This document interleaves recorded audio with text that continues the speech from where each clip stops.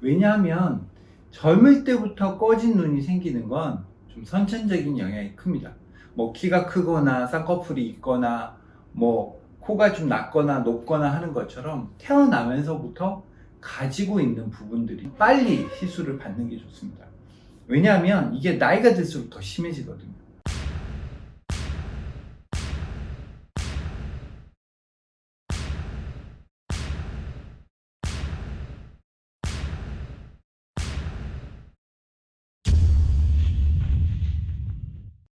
안녕하세요. 봄, 여름, 가을, 겨울 피부과 강승훈입니다.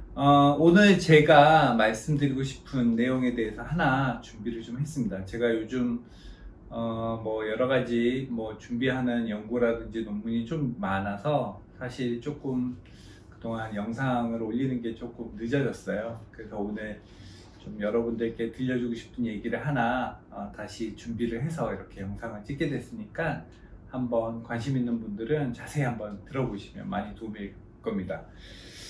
제가 사실 오늘부터는 이 영상을 찍을 때 조금 설명을 위해서 이렇게 제가 모니터를 띄워놓고 뭐 약간의 강의 같은 느낌으로 얘기를 조금 풀어가려고 합니다. 뭐 말만 하면 사실은 저는 편하긴 한데 들으시는 분들이나 보시는 분들이 조금 뭔가 이렇게 와닿는 부분이 좀 약한 것 같아서 제가 오늘부터는 조금 이렇게 자료를 좀 준비해서 영상과 함께 이렇게 말씀을 좀 드리려고 합니다.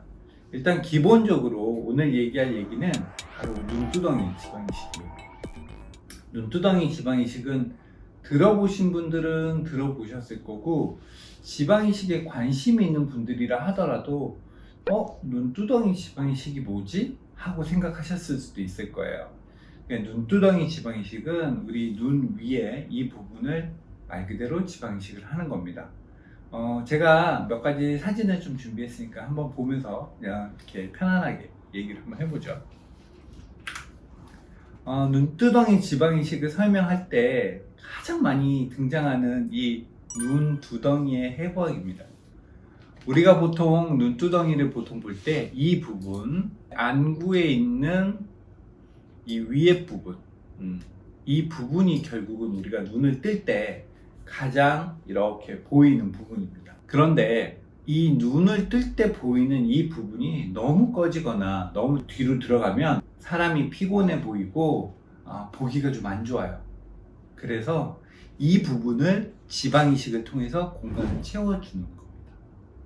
근데 들어보신 분들도 있고 안 들어보신 분들도 있다고 얘기를 하시는 이유는 제가 조금 이따 설명을 드리겠습니다. 먼저 이런 눈, 꺼진 눈은 어떤 스타일이 있는지 제가 한번 말씀을 드릴게요. 꺼진 눈은 크게 젊은 분들과 나이 드신 분들, 이렇게 좀 중년층과 좀 젊은 분들 이렇게 나눌 수가 있어요. 왜냐하면 젊을 때부터 꺼진 눈이 생기는 건 좀 선천적인 영향이 큽니다. 뭐 키가 크거나 쌍꺼풀이 있거나 뭐 코가 좀 낮거나 높거나 하는 것처럼 태어나면서부터 가지고 있는 부분들이죠. 유전적인 요인의 해부학적인 형태를 가지고 태어나는 겁니다. 그러니까 이런 분들은 그냥 뭐 중고등학교 때부터도 얼굴에 눈 위가 항상 꺼져 있는 거죠. 뭐 이런 분들은 사실은 되도록이면 빨리 시술을 받는 게 좋습니다. 왜냐하면 이게 나이가 들수록 더 심해지거든요. 눈밑지방도 마찬가지예요. 눈밑지방도 나이가 좀 젊을 때 눈밑지방이 도드라지는 경우는 더 나빠지기 전에 빨리 수술을 하는 게 사실은 좋습니다. 그런데 나이가 드신 분들 중에 이렇게 눈두덩이가 꺼지시는 분들이 있어요. 이런 분들은 좀 달라요. 뭐가 다르냐면 노화에 의해서 눈두덩이가 꺼지는 거거든요. 이런 경우는 안검하수가 동반되는 경우가 있고 안검하수가 동반되지 않는 경우가 있습니다. 안검하수가 동반되었다면 눈두덩이 지방 이식으로만 개선되기는 좀 어렵습니다.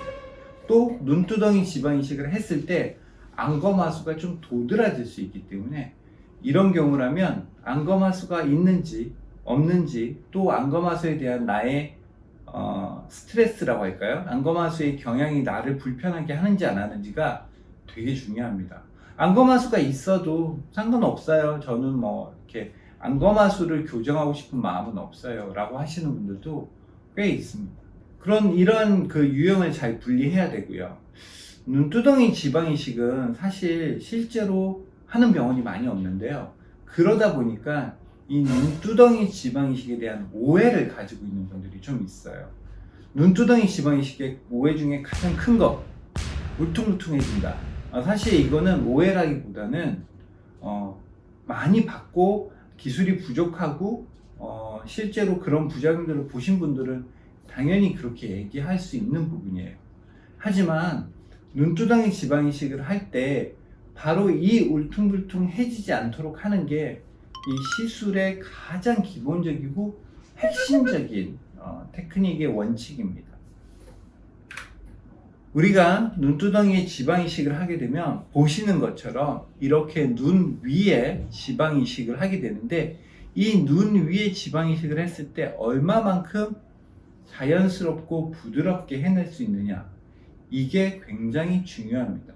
그렇기 때문에 눈두덩이는 어떤 병원 갔더니 울퉁불퉁해진다고 하지 말라고 해요. 그거는 그렇진 않습니다. 굉장히 그건 오해고요. 시술을 잘하면 무엇보다도 자연스러운 결과를 만들어낼 수 있는 게 이 눈두덩이 지방 이식입니다. 또 하나는 눈두덩이 지방 이식을 하면 눈이 부어 보인다, 이런 얘기를 많이 하시는 분들이 있어요.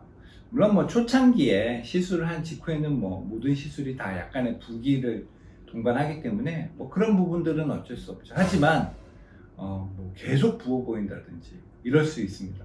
그런데 이런 것들은 좀 오해에서 비롯되는 게 많아요.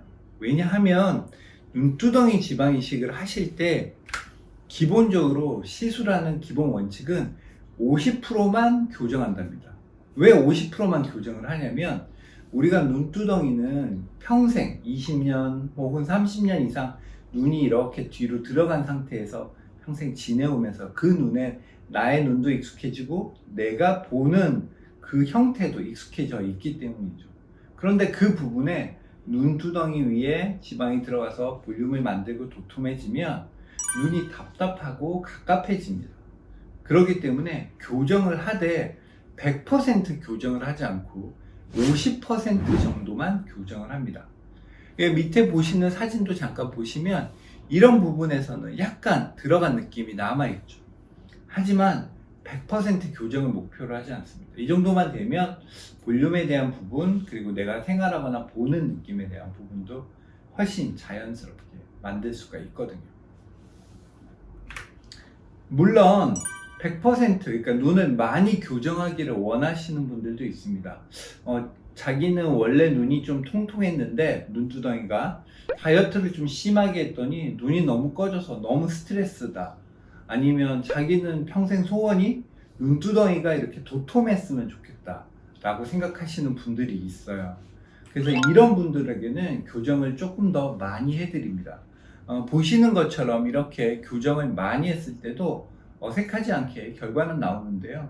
내가 익숙해져 있는 부분이 어느 정도인가, 내가 원하는 부분이 또 어느 정도인가를 잘 상의 후에 그 교정하는 정도를 결정하시는 게 중요합니다.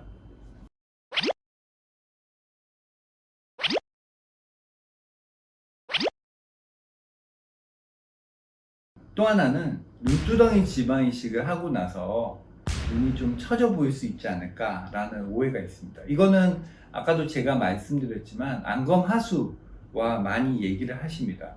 어떤 선생님들이나 환자분들께서는 이게 눈두덩이 지방 이식을 하면 안검하수를 더 나쁘게 만드는 게 아닌가, 이런 생각을 하시는 분들도 있는데요.